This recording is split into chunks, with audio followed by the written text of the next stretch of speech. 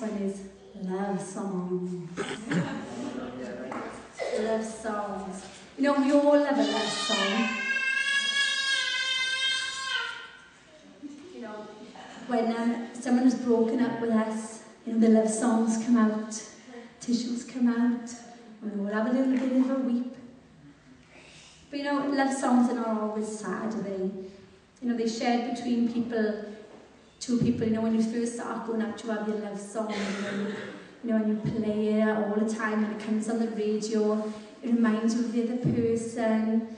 And when you get married, you know, that love song is played for your first dance.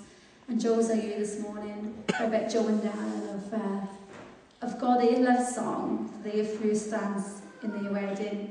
You know, I don't know whether some of you might not remember, as a teenager, I used to listen to the Love Hour. Anybody remember the Love Hour on Red Dragon? And it was always played between 10 and 11 in the night, you know, and everybody would ring in and request the love song that they wanted played. And they would dedicate it to someone over the radio. Now, there's a book in the Bible called Songs of Songs. And it's basically a love story. It's a love song, it's a love letter.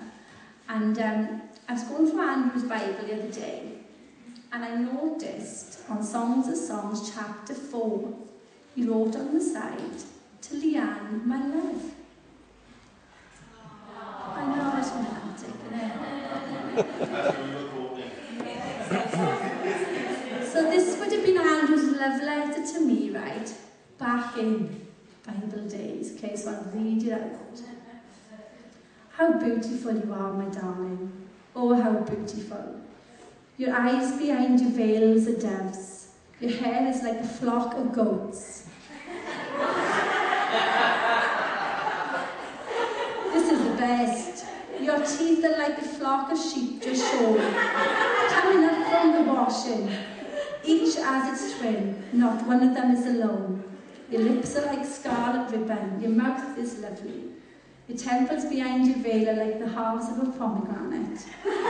And it just goes on and on. No.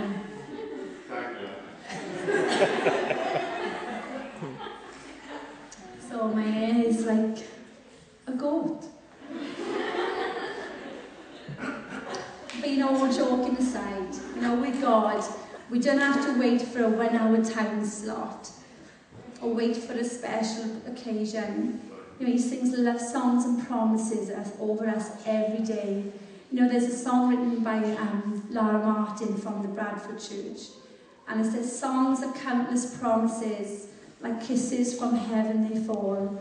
How loved am I, how loved are we this morning," that every day we wake up, God sings love songs over us, and he sings promises.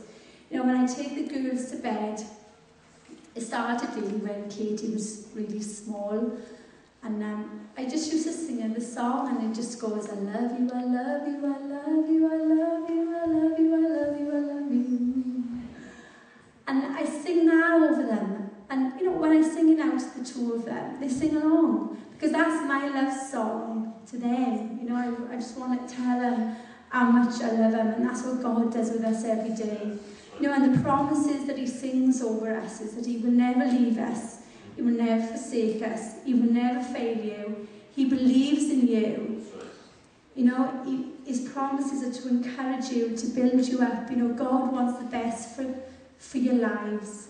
You know, how loved are we this morning that God our Father will just sing over us every day.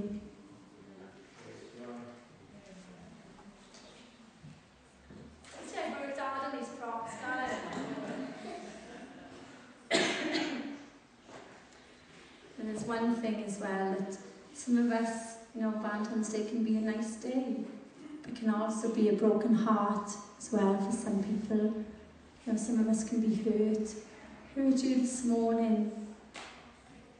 But, you know, some of us have had situations happen with relationships, and our heart is broken this morning.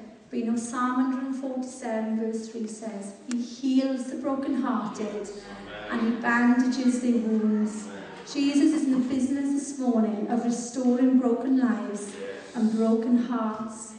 But for Jesus to be able to do the work, we have to allow him in to begin the work. It's hard when we've been hurt. We don't want to let anybody in. We think we can deal with it all on our own. But God is the only one that can heal our hearts this morning. You know, Jesus is by our side. He will give you the strength and he will guide you through. He won't leave you on your own. He'll be with you every single day. You know, but God also has a broken heart this morning. You know, we sang that song this morning, break my heart for what breaks yours. You know, God's broken heart is, he doesn't want anybody to go to hell. He doesn't want anybody to suffer. But at the same time, God gives everybody a choice whether to believe in him or not. You know, so this morning when we sing that, you know, do we realise, you know, the extent of how God's heart is breaking this morning? We can rejoice this morning. We all know Jesus. But what about the world out there? You know, and God doesn't want anybody to suffer. He wants everybody to spend eternity with him.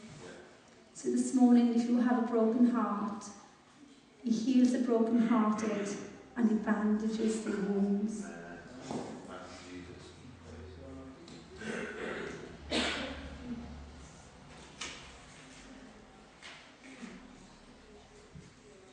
Anybody know what that is?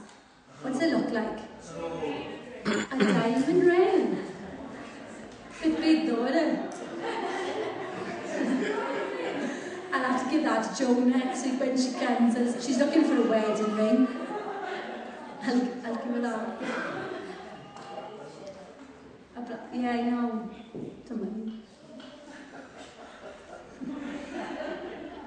So this morning, I'm looking at the ring.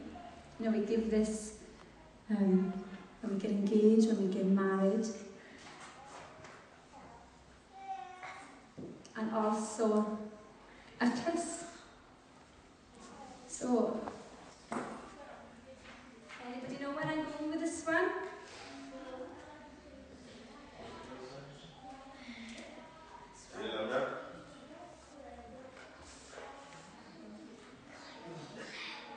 It's the prodigal son. So, I'm going to read Luke 15. Chapter 11.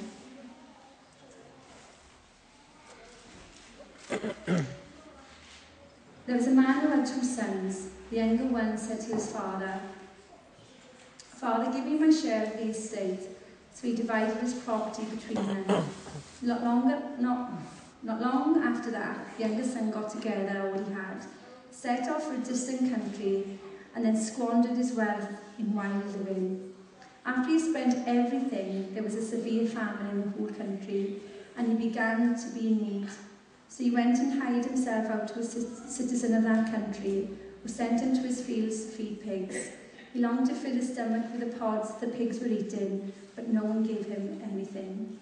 When he came to his senses, he said, "How many of my father's hired men have food to spare, and here I am starving to death? I will set out and go back to my father and say to him, 'Father, I have sinned against heaven and against you. I am no longer worthy to be called your son. Make me like one of your hired men.' So he got up and went to his father. But while he was still a long way off, his father saw him, and he was filled with compassion. For he ran to his son, threw his arms around him, and kissed him. The son said to him, 'Father, I have sinned against heaven and against you. I am no longer worthy to be called your son.' But the father said to his servants, 'Quick, bring the best robe and put it on him. Put a ring on his finger and sandals on his feet. Bring the fattened calf and kill it. Let's have a feast and celebrate. For a son of mine was dead, and he is alive again. He was lost and is found.' So they began to celebrate."